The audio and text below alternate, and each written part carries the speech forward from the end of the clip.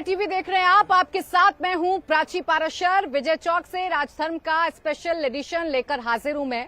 2 murder के बाद दुनिया के 2 सबसे पावरफुल देशों के बीच में जिस तरीके से हड़कंप मचा हुआ है, जिस तरीके से तनाव पैदा हुआ है, उससे पूरी दुनिया में इस वक्त हड़कंप मचा हुआ है। पूरी दुनिया की निगाहें अब कनाडा और भारत पर टिकी हुई हैं। पहले कनाडा ने एक्शन लिया और फिर उसके बाद भारत ने जो जबरदस्त रिएक्शन दिया, भारत ने जो कड़ा रुख अख्तियार किया, उसके बाद पूरे भारत का जो राजधर्म है वो साफ हो गया है कि भारत अपने देश के खिलाफ किसी भी साजिश को कामयाब होने नहीं देगा। खालिस्तानी समर्थक अगर कनाडा में पनपेंगे, खालिस्तानी समर्थकों को अगर पनाह कनाडा में मिलेगी तो इसे भारत कतई भी बर्दाश्त नहीं करेगा। भारत और कनाडा के बीच रिश्तों में दरार तो पहले से ही थी, ये तब बढ़ गई जब खालिस्तानी आतंकी निज्जर का कनाडा में मर्डर हो गया। कनाडा के प्रधानमंत्री ट्रूडो ने इस हत्या में भारतीय एजेंसियों का हाथ बता दिया। अब कनाडा में एक और मर्डर हो गया है। भारत का मोस्ट वांटेड गैंगस्टर सुक्खा कनाडा में मारा गया है। 18 गंभीर गुनाहों में आरोपी सुक्खा का नाम एनआईए की हिट लिस्ट में था। जो 41 नामों की लिस्ट जारी की है एनआईए ने, उसमें सुक्खा का नाम भी था, जिसका मर्डर हो गया है कनाडा में। इससे पहले जिस तरीके के बयान कनाडा के प्रधानमंत्री की तरफ से दिए गए और जो रिएक्शन भारत की तरफ से दिया गया, उससे साफ है कि दोनों ही देशों के बीच में तल्खियां जो हैं वो बढ़ गई हैं। भारत का स्टैंड एकदम साफ है, हमारा जीरो टॉलरेंस रहेगा आतंकवाद को लेकर, खालिस्तान समर्थकों को लेकर। और यही वजह है कि भारत ने जस्टिन ट्रूडो के सामने भी अपनी इस बात को बड़ी ही प्रमुखता के साथ, बड़ी ही गंभीरता के साथ रखा था। कनाडा में मारा गया सुखदुल सिंह उर्फ सुक्खा बहुत बड़ा गैंगस्टर था। क्या है उसकी पूरी कुंडली, आइए आपको सबसे पहले ये समझा देती हूं। एनआईए ने मोस्ट वांटेड 41 आतंकियों की एक लिस्ट जारी की और इसी में से एक नाम सुक्खा का भी था, जिसका मर्डर कनाडा में हुआ है। उसमें 35वें नंबर पर सुक्खा का नाम था। सुक्खा पर 4 मर्डर सहित 8 क्रिमिनल केस दर्ज थे। वो कैटेगरी ए लिस्ट का गैंगस्टर था। 2017 में पंजाब से वो कनाडा भागा था। फर्जी पासपोर्ट के जरिए उसने भारत को छोड़ा था और कनाडा में उसने पनाह ली थी। पंजाब के मोगा का सुक्खा रहने वाला था, जो कि 2017 में भागा था और वो खालिस्तानियों का मददगार था, एक बहुत बड़ा मददगार था, खालिस्तानियों का करीबी था। पंजाब के बम्बिहा गैंग का मेंबर भी था। कबड्डी प्लेयर नंगल अंबिया की हत्या में भी इसका नाम सामने आया था, इसका नाम जुड़ा था। कल कनाडा के विनिपेग में उसका मर्डर हो गया। पंजाब पुलिस के एडीजीपी का इस बारे में क्या कुछ कहना है, आइए पहले आपको वो सुनवा देते हैं। मेरी भी जानकारी उतनी है जितनी आपको जानकारी है कि कनाडा में एक मर्डर हुआ है। अब वो कैसे हुआ है, क्यों हुआ है, इसके बारे में अभी ऑफिशियल कुछ भी पता नहीं लगा। केवल पंजाब पुलिस, मैं कहूँगा जो सेंट्रल एजेंसीज हैं उनकी तरफ से भी, जो हमारे लिस्टेड गैंगस्टर्स हैं, जो क्रिमिनल्स हैं, जो हिंदुस्तान छोड़ के बाहर चले गए हैं, उनके खिलाफ कानूनी प्रक्रिया हमारी चल रही है और जैसे ही वो प्रक्रिया पूरी होती है उनको लाके भारत के कानून के मुताबिक उनके खिलाफ कार्रवाई की जाएगी। तो देखिए, जिस तरीके से ऑपरेशन चल रहा है या जिस तरीके से एक एक करके खालिस्तानियों का खात्मा हो रहा है, उन तमाम लोगों का खात्मा हो रहा है जो हमारे देश के लिए थ्रेट का काम कर रहे थे, जो हमारे देश के लिए साजिश रचने का काम कर रहे थे, खालिस्तानियों को मदद पहुंचा रहे थे, एनआईए की हिट लिस्ट में थे। तो कनाडा इस पर क्यों बौखलाया हुआ है, कनाडा के प्राइम मिनिस्टर इस पर क्यों बौखलाए हुए हैं, ये वो तमाम सवाल हैं जिस पर आज हम चर्चा भी करेंगे। लेकिन इस बीच आपको ये भी बता दें कि भारत और कनाडा के बीच में जिस तरीके की टेंशन हुई है, दरअसल उसकी पूरी क्रोनोलॉजी क्या है ये आप सिलसिलेवार तरीके से समझिए। 18 जून को खालिस्तानी आतंकी निज्जर का मर्डर हो गया था, उसकी हत्या हो गई थी। 3 दिन पहले कनाडा के पीएम ने इसमें भारत का हाथ बताया था, बाकायदा खुलकर जस्टिन ट्रूडो ने कहा था कि इसके पीछे भारत का हाथ है, भारत की एजेंसियों का हाथ है। और अपने नागरिकों को कश्मीर मणिपुर ना जाने की जो एडवाइजरी थी वो कनाडा की तरफ से जारी कर दी गई थी। भारत आने वाले लोगों के लिए कहा गया था कि आप कश्मीर और मणिपुर जाने से बचिए। जवाब में भारत ने भी अपने नागरिकों को कनाडा में सतर्क रहने की जो एडवाइजरी थी वो जारी कर दी थी। और अब हिंदुस्तान ने एक कदम आगे बढ़ाते हुए कनाडा के नागरिकों को वीजा देने पर फिलहाल रोक लगा दी है। तो देखिए, बड़ी खबर इस वक्त की यही है कि भारत ने कड़ा रुख अपना रखा है। भारत की तरफ से जो स्टैंड है वो एकदम क्लियर है कि किसी भी मामले में अगर दबाव बनाने की कोशिश भी हम पर की जाएगी, अगर हमारे देश के खिलाफ साजिश रचने की कोशिश की जाएगी तो उसे बर्दाश्त नहीं किया जाएगा। कनाडा के स्टैंड पर और भारत के बीच और कनाडा के बीच बढ़ती तल्खियों पर चर्चा करने के लिए मेरे साथ खास मेहमान जुड़ गए हैं। दीपक वोरा साहब, फॉर्मर डिप्लोमेट, मेरे साथ हैं। सर, आपका स्वागत है। यशवर्धन आजाद मेरे साथ हैं, retired special director IB. Sir, आपका भी बहुत बहुत स्वागत है। और मनजिंदर सिंह सिरसा, भारतीय जनता पार्टी से मेरे साथ हैं, आपका भी बहुत बहुत स्वागत है। मैं पॉलिटिकल कमेंट से इसकी शुरुआत करूं उससे पहले मैं दीपक जी आपसे समझना चाह रही हूं, कनाडा और भारत के बीच में तल्खी की जो सबसे बड़ी वजह है वो है खालिस्तानी मूवमेंट का होना, उस पर भारत का अटैकिंग मोड में आना, प्रेशराइज करना। इससे क्यों बौखलाए हुए हैं वहां के प्राइम मिनिस्टर? क्यों भारत को बदनाम करने की कोशिश है? आभारी हूं कि आपने ये मौका दिया है आपके शानदार चैनल पर शरीक होने का। बहुत कुछ सीखने को मिलता है आपसे और बाकी जो दो विशेष मेहमान हैं। मेरी जर्नी ऑफ नॉलेज अभी तक चल रही है। इतना बता दूं कि मेरा नया रूप इसलिए है कि मैं गुरुवायूर मंदिर से अभी आया हूं। मैंने अपने केश भगवान श्री कृष्ण के चरणों में अर्पित कर दिए। बहुत जल्दी मेरे बाल फिर से आ जाएंगे। आपने सवाल पूछा कनाडा के बारे में। एक बड़ा देश है लेकिन मानसिकता बहुत छोटी है। मैं ये जस्ट आउट नहीं, क्या नाम है, जस्टिन ट्रूडो को कई बार सुन चुका हूं। मैं जानता हूं इसके बारे में। पहली चीज तो यह है कि इसकी बुद्धि जो है वो बहुत सीमित है। दिल्ली आने से पहले इसने, अब पता हमको लग रहा है, कई अपने मित्रों से कहा था कि भाई मैं वहां जा रहा हूं तो आप जो अपने स्पीचेस देंगे, सुनिए ध्यान से, G20 में, उसमें जिक्र करिएगा माइनॉरिटी राइट्स का, क्योंकि उसके जो ब्रदर इन लॉ हैं, उसके जो साले साहब हैं खालिस्तानी, सबने कहा था कि ये मुद्दा तुम जरूर उठाओ। उसने खुद नहीं उठाया, किसी ने नहीं उठाया। यहां तक कि न्यू दिल्ली डिक्लेरेशन में आतंक के बरखिलाफ ढेर सारे पैराग्राफ हैं। पहले तो ये बौखला गया। दूसरा, प्राइम मिनिस्टर नरेंद्र मोदी ने स्पष्ट रूप से उससे कहा कि जो खालिस्तानी के साथ तुम दोनों गालों पे उनको करते हो, हम उसको बर्दाश्त नहीं करेंगे। तीसरी चीज, जब वो दिल्ली लौटा, जब पहुंचा था, मेरी पत्नी ने एक सवाल मुझसे पूछा, ये मुझे कॉन्स्टिपेटेड लगता, बड़ा दुखी लग रहा है, कोई मुस्कान नहीं है इसके चेहरे पर। ये उसी वक्त से दुखी था। कहते हैं कि 10 दिन पहले इसकी पत्नी भी इसको छोड़ के चली गई है। तो मैम, इसने जो जाके बदला लेने की कोशिश की, अपने पार्लियामेंट में जाके कहता है हमारे पास क्रेडिबल एलिगेशन है। ये नहीं बोला क्रेडिबल एविडेंस है, यानी क्रेडिबल आरोप है। मेरे पास भी क्रेडिबल झूठ है कि ये पागल हो चुका है।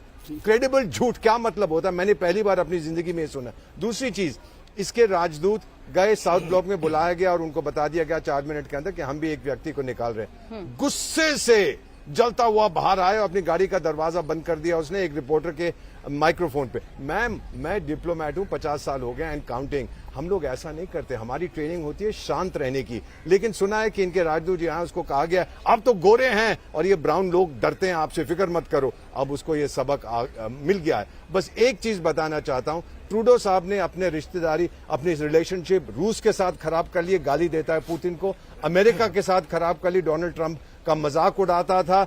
इसने हमारे साथ अब खराब कर ली। और चीन के बारे में तो आप जानते ही हैं किस तरह से पिछले साल पिंग पोंग ने, जो चीन के नेता हैं, इसकी पतलून उतार दी थी बाली में।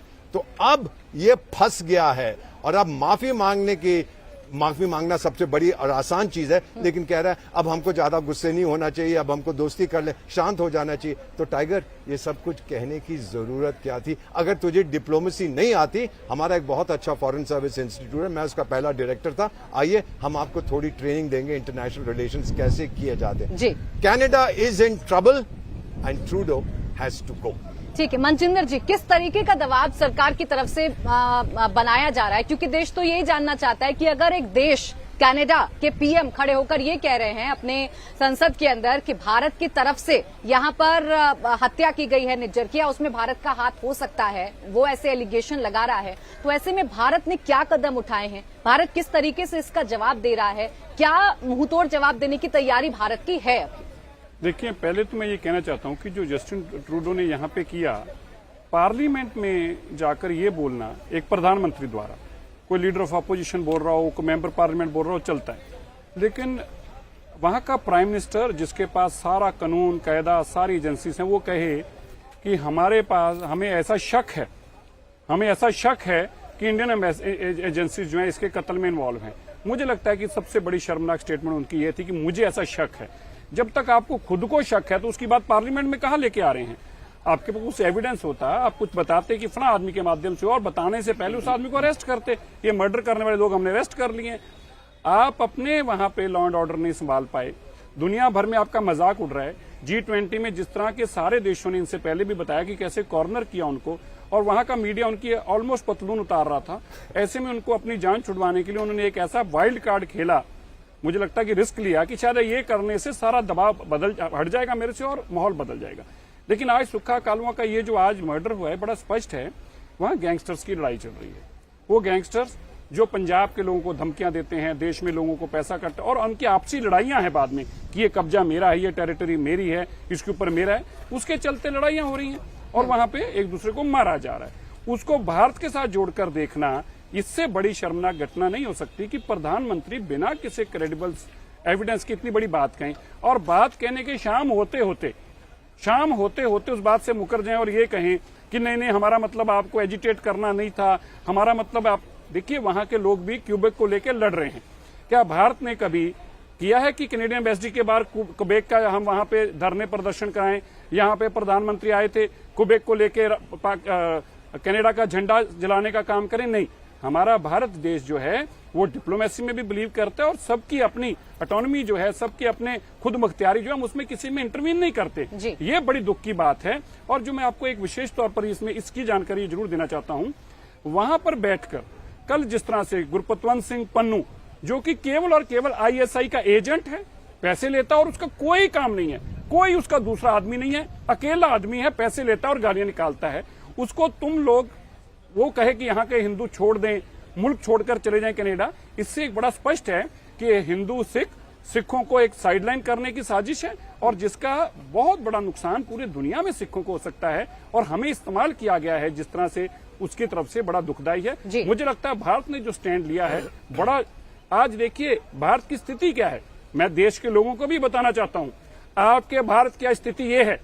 आज भारत डिसाइड करता है हमने किसके साथ नाता रखना नहीं रखना। मुझे लगता है 75 साल के इतिहास में पहली बार ऐसा हुआ होगा कि कनाडा को भी ये सबक सिखाया गया होगा कि आप हमारे नाम पर राजनीति नहीं कर सकते, ये होची बातें हमारे नाम पर नहीं कर सकते, इसका जवाब देंगे। यशवर्धन जी, देखिए राजनीति हुई और कनाडा के पीएम ने जो कहा उसे पूरी दुनिया ने देखा और उस पर भारत ने अपना स्टैंड भी क्लियर कर दिया कि हमारा क्या स्टैंड है और हम हमेशा जीरो टॉलरेंस पर रहेंगे अगर खालिस्तानियों की बात होगी, अगर आतंकवाद की बात होगी। लेकिन ये जो पूरा नेक्सस होता है, मैं आपसे समझना चाह रही हूँ कि ये कैसे बड़ी आसानी से देश को छोड़ भी देता है, जाली पासपोर्ट के जरिए दूसरे देश में भी चला जाता है, वहां रहते भी हैं लोग और हमारे ही देश के खिलाफ मूवमेंट भी चलाने में कामयाब हो जाते हैं। देखिए, ये आपने गौर किया होगा कि ऐसे 4 देश हैं जहां पर सबसे ज्यादा खालिस्तानियों की गतिविधियां हैं, चाहे वो यूके हो, ऑस्ट्रेलिया हो, कनाडा हो या USA हो।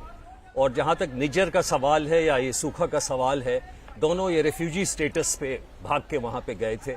उन्होंने वहां सब तरह के प्रयास किए, बल्कि निजात ने तो शादी भी की ताकि उसे वहां पे सिटीजनशिप मिले और उसे सिटीजनशिप नहीं मिला था। इसके बाद भी जबकि प्रधानमंत्री ने पार्लियामेंट हाउस में कहा कि वो एक बड़े आदरणीय कनाडा के सिटीजन हैं और इसलिए हम इसके बारे में बहुत चिंतित हैं। मैं ये कहना चाहूंगा कि आज अगर आप क्रिमिनल गैंग्स की बात करते हैं तो क्रिमिनल गैंग्स में भी जो टॉप 11 क्रिमिनल गैंग्स हैं वहां कनाडा में, उसमें से 9 में ये खालिस्तानी और इससे संबंधित गैंग्स आते हैं। और इसलिए ये सर्वविदित है कि वहां पे जो ये इंटरनेसाइन वॉर चल रहा है उसके शिकार सब आज न या कल होंगे। तीसरी बात ये कहना चाहूंगा कि वहां पर ये सर्वविदित है कि पाकिस्तानी एम्बेसी के साथ और उनके ऑफिशियल्स के साथ इन खालिस्तानियों के संबंध काफी सुदृढ़ हैं और सुदृढ़ रहेंगे। चौथी बात, एक बहुत ही महत्वपूर्ण बात कहना चाहूंगा, वो ये है कि कनाडा में भी हेट स्पीच के खिलाफ, इंसाइटमेंट के खिलाफ उसको अपराध पंजीबद्ध किया जाता है। वहां जब ट्रकर्स का स्ट्राइक हुआ था, फार्मर्स के स्ट्राइक हुए थे, तो उसमें तत्काल ट्रूडो साहब ने सबकी गिरफ्तारी की थी और उनको अंदर कर दिया था। लेकिन यहां पे सबसे गंभीर बात यह है कि ट्रूडो साहब खुद 2017 में ऐसे फंक्शन में गए थे जहां खालिस्तानियों ने पूरा झंडा लगाया था, 1984 के बारे में मर्डर की बात की थी। और इसके अलावा जब भारतीय दूतावास के बाहर जो प्रदर्शन हुआ उसमें खुले थ्रेट दिए गए हमारे डिप्लोमेट्स को और उसके बाद भी केस नहीं रजिस्टर किया। अंत में ये बात कहना चाहूंगा कि वहां के जो फॉरेन मिनिस्टर हैं उन्होंने भी ये बात कही कि हम सच की तलाश में हैं। पहले तो कहा सच की तलाश में है और उसके बाद डिप्लोमेट को एक्सपेल कर दिया, यानी कि सच की तलाश में वो आरोपों के आधार से जो बेबुनियाद थे उस पे निष्कर्ष पर पहुंच चुके थे और उसके बाद उन्होंने सस्पेंड किया। तो इसलिए मैं ये कहूंगा कि भारत का जवाब बिल्कुल ठोस है और सही है। इंडिया टीवी हर वक्त हर जगह डाउनलोड करने के लिए सर्च करें India TV news Google play store या ऐप स्टोर पर।